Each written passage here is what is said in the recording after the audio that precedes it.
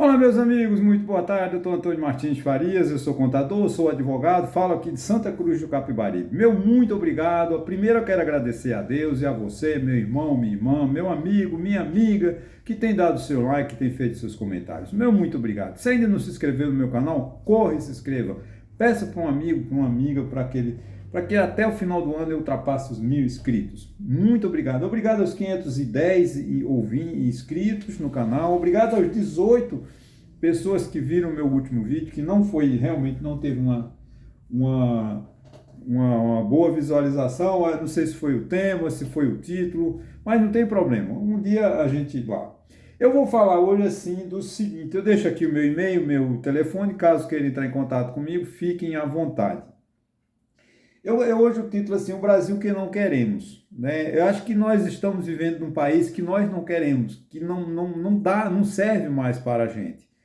Nós brasileiros estamos muito esquecidos, muito sucateados, muito colocados assim para escanteio, né? Por exemplo, a família do ex-presidente Jair Bolsonaro receberá em 2025 nada menos que 271 mil reais por mês. Imagine isso vezes 12, né? Ou 13, contando com o 13º salário.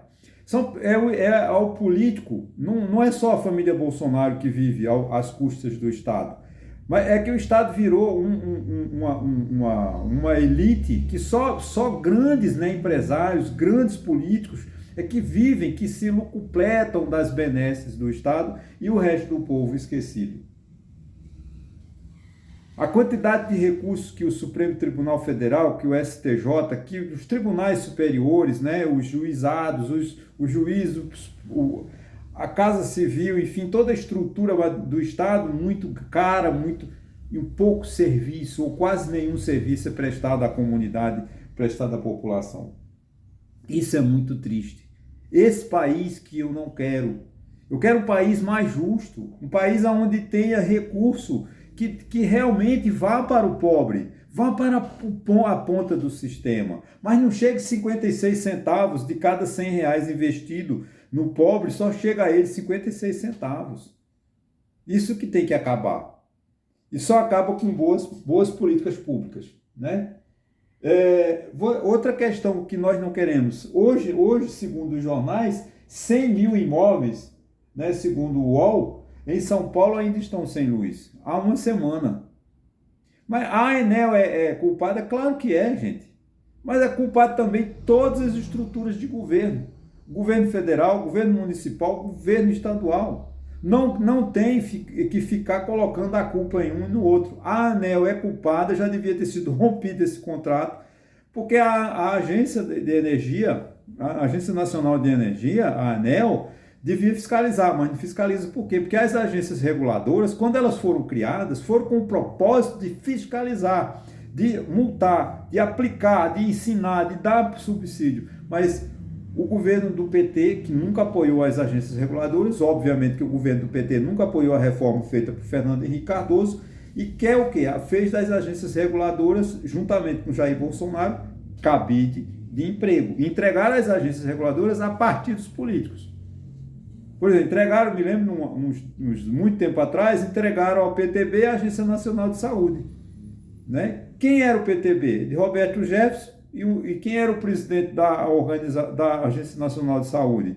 Um dos maiores donos de plano de saúde. Vai beneficiar o povo? Claro que não vai beneficiar os planos de saúde. Então essa confusão, gente, as agências reguladoras são as culpadas. Então a ANEEL é a culpada pelo desastre por mais de 1 milhão ou 2 milhões de pessoas em São Paulo que está sem luz, sem energia e sem água. E se dissesse, Antônio, esse é o segundo. Não, é o primeiro, do segundo, do terceiro, porque constantemente isso ocorrerá. Pela ausência do Estado, pela falta de fiscalização. A Constituição de 1988, no seu conceito, lá no artigo 170, né, a iniciativa, no artigo 1º, que tem como fundamentos, como alicerce, como base, a livre iniciativa, significando que o Brasil não será um país comunista, porque a Constituição não permite, que tem como fundamento a livre iniciativa, o setor empresarial, o setor privado. E no artigo 170, ele traz lá o Brasil como regulador. Acontece que o Brasil é um empresário. deixou de ser um regulador para ser um empresário. No governo do Partido dos Trabalhadores, eles querem um Estado grande, um Estado com muitos órgãos, com muitos departamentos, para empregar os amigos. Ah, mas foi o governo... Não, essa é a tendência do governo do PT. Não estou falando mal do PT. O PT gosta do Estado grande, onde ele tenha muitos órgãos. Você vê o presidente Lula briga com a Vale, quer privatizar a Eletrobras. Para quê? Para colocar os amigos nas diretorias dessas grandes empresas, como ele fez com a Petrobras. Também fez Bolsonaro a mesma coisa. Mesmo Bolsonaro sendo chamado à direita privacionista, não fez nada. Quais o programa de privatização que o Bolsonaro fez? Só a Eletrobras, em 4 anos, privatizou uma empresa. Não, ele vendeu algumas empresas. Os escândalos das joias parece que está relativo a uma subsidiária da Petrobras, que ele privatizou também na Bahia. Fora isso, o que o Bolsonaro fez? Nada. Agora não adianta privatizar. A Enel é privatizada. É empresa privada, capital italiano no Brasil. Vai resolver o problema? Não. O povo de São Paulo vai continuar sofrendo durante muito tempo. Porque não adianta tirar a Enel hoje. Ah, vamos romper o contrato. Mas quem vai assumir? Tem empresa privada com caráter, com ética, com moral para assumir uma complexa estrutura como é a cidade de São Paulo ou o estado de São Paulo? Claro que não, porque a Enel não é falta de competência técnica, é falta de vergonha na cara dos dirigentes e dos governos estadual, federal e municipal que não fiscalizam. E ela simplesmente não contrata mão de obra para quê? Para que ela tenha muito lucro, cada vez mais lucro, possa repassar para os seus matrizes na Itália ou, sei lá, algum paraíso fiscal da vida. Essa é a realidade. Da mesma forma, o caso, né? Vamos passar para outro caso. Idosa perde o olho após a operação de catarata no Rio Grande do Norte. O que é um setor, uma empresa médica é contratada para fazer cirurgia de emergência. Deixa uma mulher cega. Falta de limpeza, falta de higiene. Não é porque a mal sucedida a operação, foi negligência.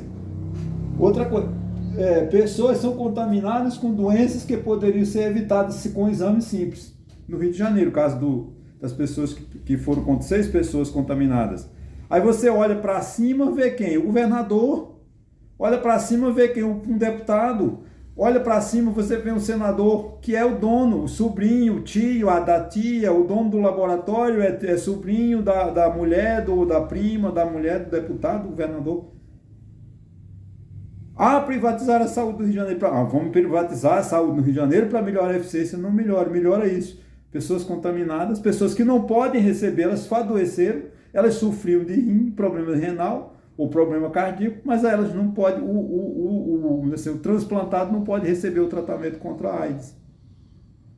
Você vê que situação, né? E vai ficar por isso mesmo, porque o que é que vai fazer o juiz? Olhar para baixo, vai colocar a culpa nos empregados, irresponsáveis. Porque esses empregados também deviam ter dito, se não é para fazer de qualidade, eu peço minhas contas e vou embora. Mas não, eu vou manter, o problema é manter meu emprego. Eu quero meu emprego, não importa, mas estão examinando, fazendo exame. Gente, você tem um profissional de saúde, qualquer profissional, ele tem que ter na mente que ele tem que cuidar do ser humano. Não pode negligenciar. Se vê que o exame está mal feito, se o farmacêutico vê que o remédio não está adequado, desista, peça demissão, saia daquela empresa. Não vai faltar emprego para você, não. Não vai fazer o remédio falsificado. Por que é o remédio falsificado? O remédio falsificado é aquele que não recebe a quantidade indicada para curar a doença. Ou você não faz, não vamos fazer exame, a gente tem que fazer o exame todo dia, mas vamos fazer uma vez por semana por amostragem. Fazia no sábado para economizar luz, economizar material, quer dizer, 6 pessoas contaminadas. Para quê? Para o laboratório ganhar muito dinheiro.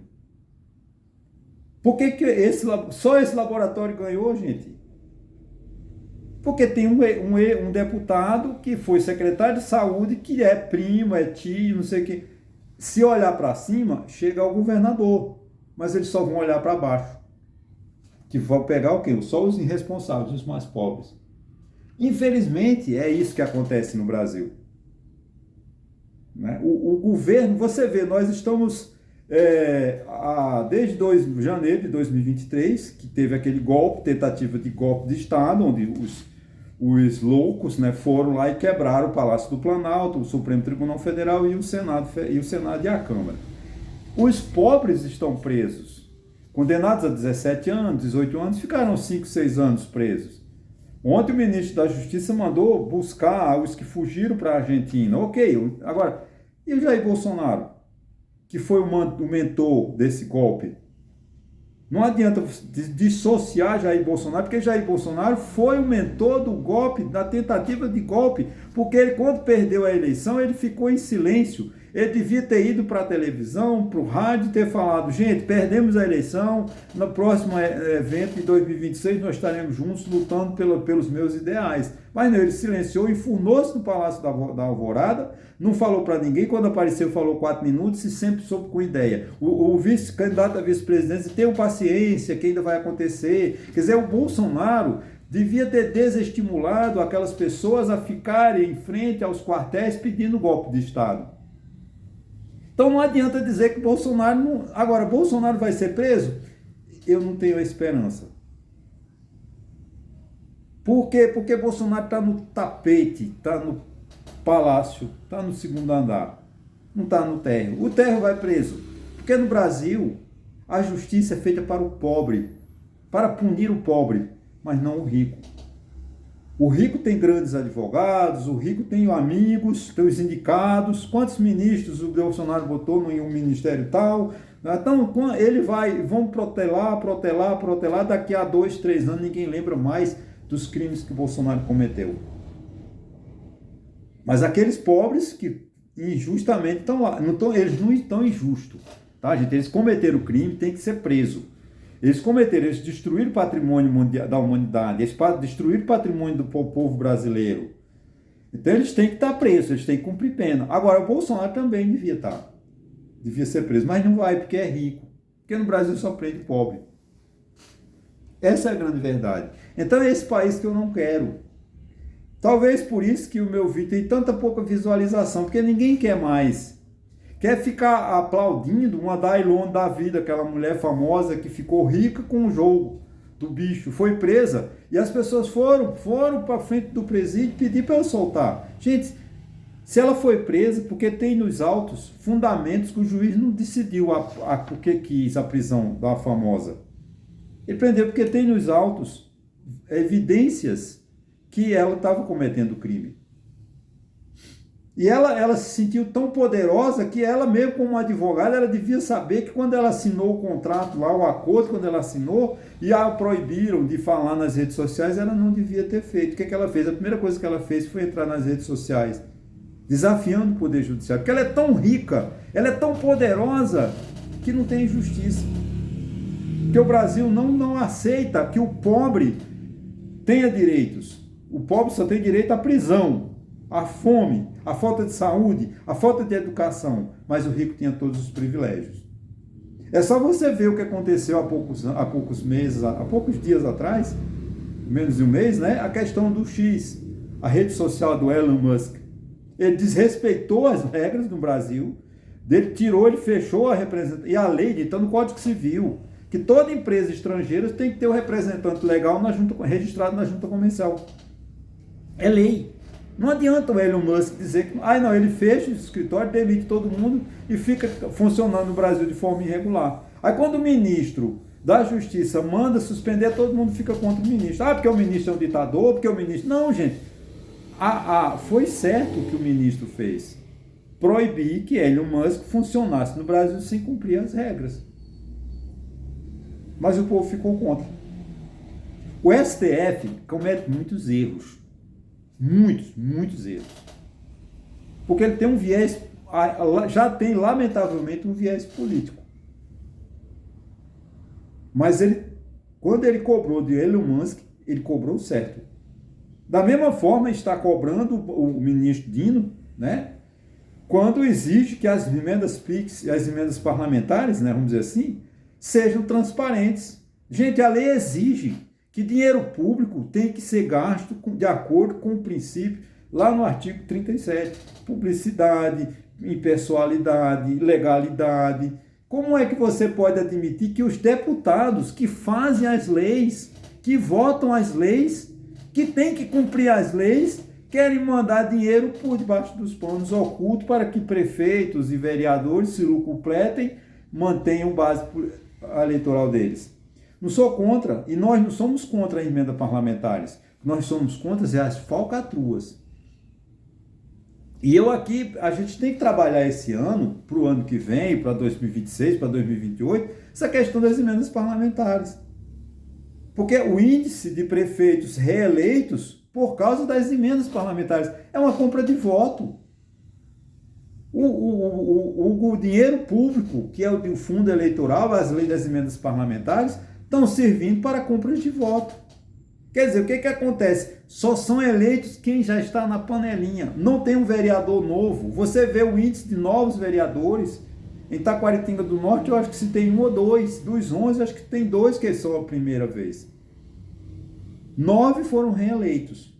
Se eu não estou equivocado, eu não fiz esse... Mas o índice de novos políticos é muito pequeno. E a gente precisa de abrir esse leque. Colocar novas pessoas. O dinheiro fundo eleitoral era para financiar a política, as eleições, para dar oportunidade às pessoas de participar de forma direta e indireta no processo democrático. Não centralizar no dono do PL, que é o maior partido, tem maior número de prefeituras, maior número de deputados, ganha bilhões, né? O PSDB, não, isso não dá certo. O fundo eleitoral tem que ser transparente e destinado para vereadores, para deputados pobres que precisam de entrar na política. Porque o que está acontecendo? Estão sendo eleitos os mesmos políticos. O Partido dos Trabalhadores precisa de se renovar. Claro que precisa. O discurso do PT é um discurso ultrapassado, o discurso do sindicalismo lá dos anos 70 e 80 no ABC Paulista. Não tem mais aquele trabalhador analfabeto, aquele trabalhador que seu pai veio da roça, não deu condições dele formar ele não tem instrução, ele foi ser apenas um mecânico, né? Foi ser apenas um enchedor de pneu, trabalhar nas montadoras de fábrica sem o conhecimento, mas acabou porque hoje os robôs tomaram conta, as montadoras não estão mais no Brasil. Traz as peças prontas e um robô monta os nossos carros. Isso é tecnologia. Então o Partido dos Trabalhadores, eles é que tem que dizer onde é que vão conversar com a juventude. Agora, como? Se eles querem eternizar as lideranças. Eu tenho respeito pelas lideranças do PT. Acho que elas são fundamentais. José Disseu, eu posso discordar de José Disseu, mas é uma liderança. O próprio Haddad é uma grande liderança, um professor de maior respeito, intelectual de maior respeito. O Lula, que não precisa de falar. Agora é preciso trazer gente nova. Essa gente nova vem ser atraída por quê? Com políticas públicas, com políticas que realmente transformem o Brasil num país justo. Nós não temos um país justo. Esse país nós não queremos. Esse país está nefasto, ele está destruindo a camada social. Ainda no vídeo de quarta-feira eu planteei aqui a ausência, o desencarne do nosso Washington Oliveto. Eu me preocupo porque eu estou perdendo os intelectuais.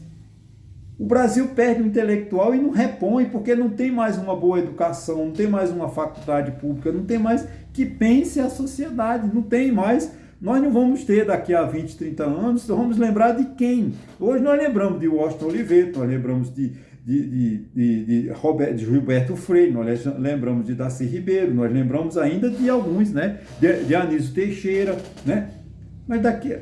Paulo Freire, eu falei, né? Paulo Freire também. Paulo Coelho, que também é um intelectual, não é respeitado no Brasil, mas é o maior vendedor, o maior escritor do mundo, que mais vende livros. São intelectuais que quando eles morrerem, que eles vão morrer porque eles não são eternos espíritos. Mas a passagem dele pela Terra, eles vão terminar a missão deles aqui na Terra, ou a expiação. E nós não estamos repondo. Por falta de competência, esse país injusto. Eu quero um país que forme, que tenha economistas, né?